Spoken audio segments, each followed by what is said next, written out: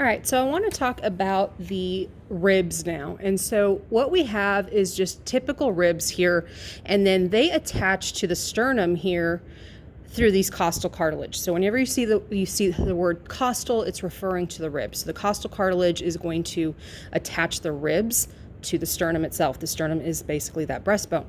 So within our ribs, we have three different categories of ribs. The first 7 pair are known as true ribs, and the last 5 pair are known as false ribs.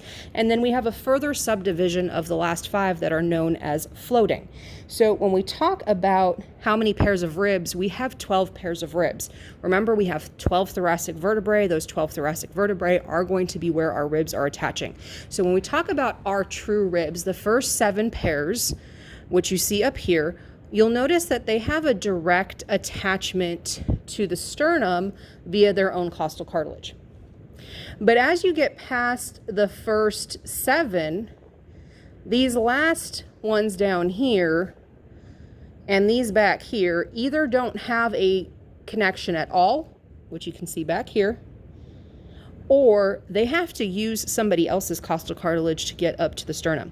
So our false ribs are going to be the ones that have no attachment whatsoever, or they're going to have indirect attachment. So basically ribs 8, 9, and 10 are going to have to use rib 7's costal cartilage in order to attach to the sternum.